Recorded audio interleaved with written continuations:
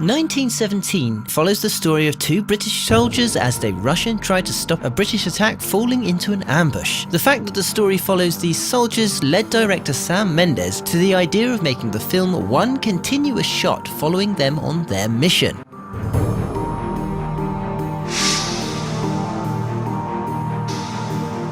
MPC won the Oscar for their visual effects work on 1917, and it's not surprising. Normally we'd mention how many shots they did, but in this film it's supposedly just one. Or, thanks to MPC, it looks that way. And what we can say is that they did the VFX work on approximately 91% of the film.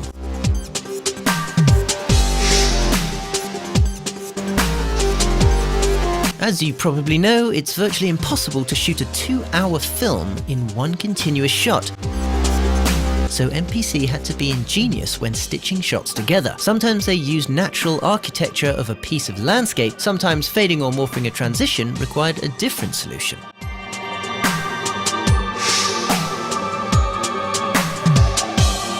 The scene where Schofield runs through the burning city of Echost and then jumps into a river only to be taken away by the rapids was particularly difficult because neither the city nor the river existed. The city was built on a backlot in Shepperton Studios. VFX were then used to make it look like a natural environment. The tremendously complicated river sequence was shot at a canoe training centre in the north of England, where they got shots of Schofield splashing around and going down a waterfall. The team then had to add an entirely digital river around Schofield as well as enlarge the waterfall.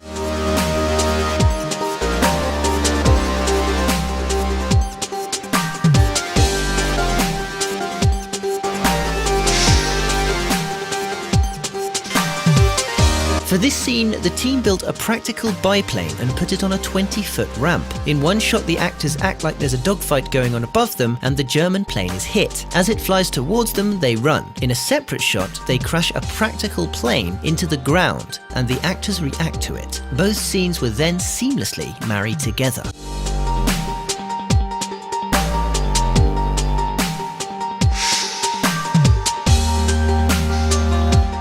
As we mentioned before, 91% of this film had some VFX. This is for a couple of different reasons.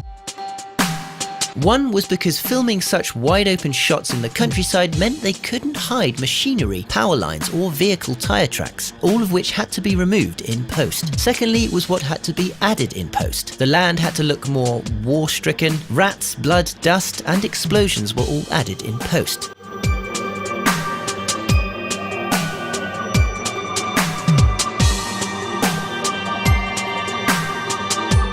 In fact, with so many things added and so much VFX work done, the biggest effect they managed to pull off was making us think they didn't have any.